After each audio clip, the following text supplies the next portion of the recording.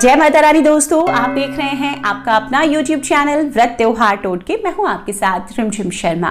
दोस्तों, आज इस वीडियो में मैं आपके साथ चैत्र नवरात्रि 2023 में आपको कन्या पूजन किस दिन करना है, कन्या पूजन का शुभ मुहूर्त क्या है, कन्या पूजन की विधि क्या है और किस प्रकार से आप कन्याओं को पूजन करने के बाद उन्हें संतुष्ट करेंगे, उनका आशीर्वाद प्राप्त करेंगे और अपने व्रत को संपूर्ण करेंगे। जुड़ी हुई इससे सभी जानकारियां मैं इस वीडियो के जरिए आपके साथ शेयर करने जा रही हूं, तो संपूर्ण जानकारियों के लिए वीडियो अंत तक जरूर देखिए।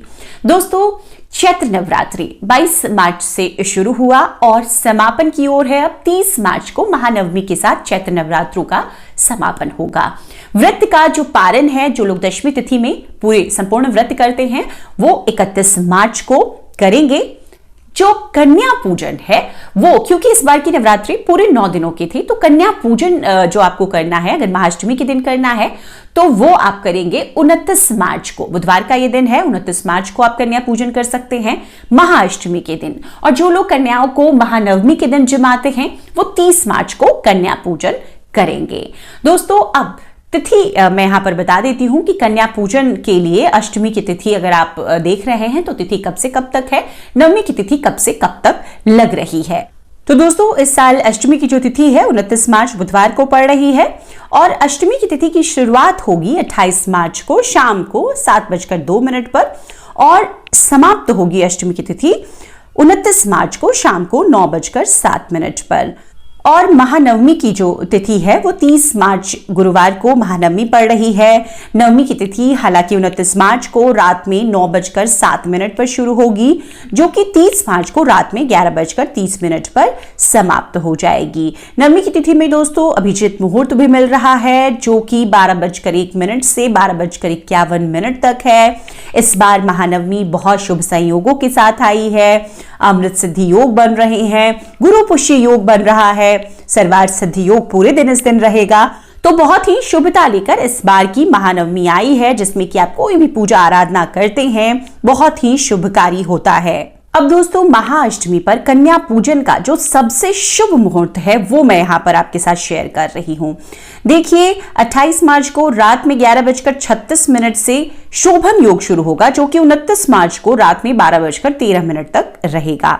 यानी कि 29 मार्च को 12:13 तक आप कभी भी कन्या पूजन कर सकते हैं। इस शुभ मुहूर्त में, शोभन योग में अगर आप कन्या पूजन करते हैं, बहुत ही शुभता लेकर यह आपके जीवन के लिए आता है। तो आप इसी शुभ योग में कन्या पूजन इस दिन जरूर करें। तो महाअष्टमी को इस शुभ योग में करें, शुभ मुहूर्त में। महानवमी की अगर बात करें तो जैसा कि मैंने बताया कि इस बार सुबह से ही बहुत सारे शुभ योग बन रहे हैं। आप किसी भी शुभ योग में कन्या पूजन महानवमी के दिन पूरे दिन कर सकते हैं। तो दोस्तों, कन्या पूजन के लिए अब और किन बातों का ध्यान हमें रखना है। देखिए, कन्या पूजन के लिए सबसे पहली बात है कि हमें कन्याओं को पहले ही निमंत्रण दे देना होता है। अगर हम महाअष्टमी को कन्या जिमा रहे हैं या महानवमी को एक दिन पहले ही आप कन्याओं को उनके घर जाकर निमंत्रण दे आए।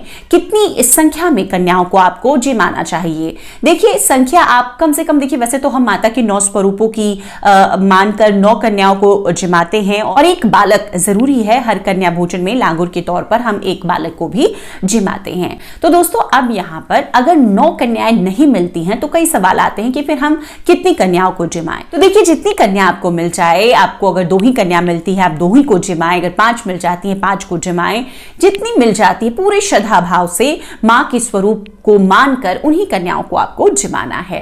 अब कन्याओं की उम्र कन्या पूजन के लिए जरूरी बताई गई है, ध्यान में रखना। तो कन्याओं की उम्र जो है वो 1 साल से नीचे की नहीं होनी चाहिए। कन्याएं 1 साल से लेकर 11 साल तक की कन्याओं को आप कन्या भोजन के लिए, कन्या पूजन के लिए बुला सकते हैं। शुभ मुहूर्त में ही आपको कन्याओं को जिमाना है। भोग जो आपको विशेष रखना है वो मैंने पहले भी बताया है कि कन्या पूजन के लिए भोग हमें बनाना होता है हलवे पूरी और काले चने का।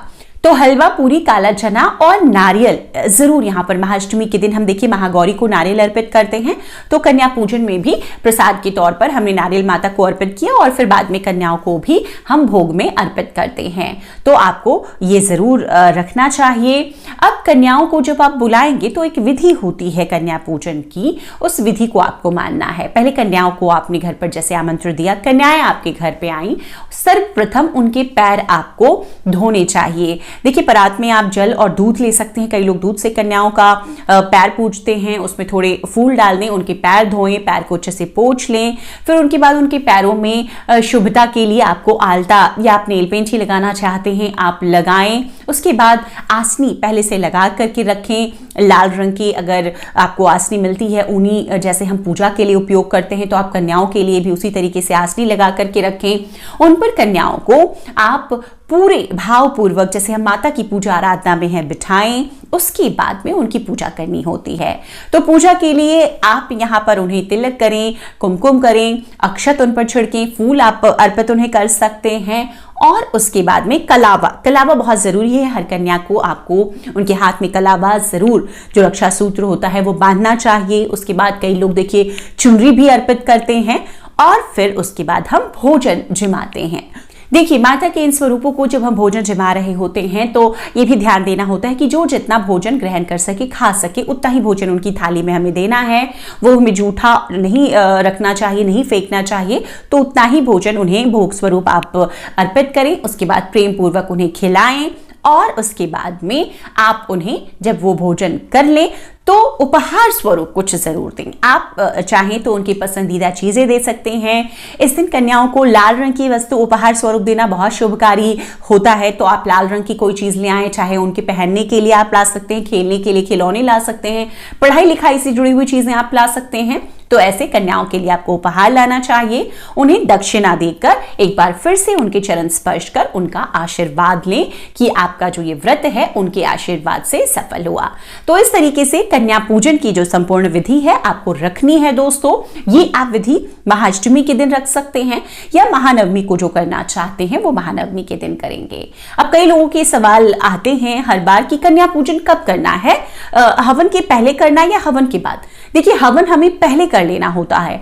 हवन कर हमने अपने व्रत को, माता रानी का जो व्रत है उसको पूर्ण किया, उसके बाद उनके स्वरूप को ध्यान में रखकर हम कन्याओं को भोजन जिमाते हैं। व्रत कब खोलना चाहिए, इसके बाद ये भी एक महत्वपूर्ण सवाल है।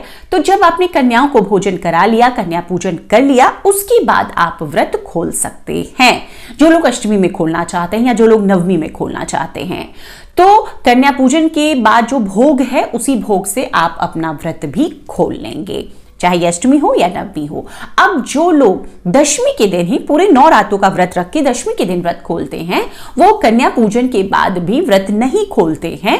वो अगले दिन दशमी के दिन आप चाहें तो इन्हीं भोगों में से कुछ प्रसाद स्वरूप रख लें और दशमी के दिन उन्हीं प्रसादों से आपको अपना व्रत खोलना चाहिए। व्रत खोलने का जो शुभ समय है, पारण का जो शुभ मुहूर्त है, वो भी मैं आपके साथ शेयर करूंगी।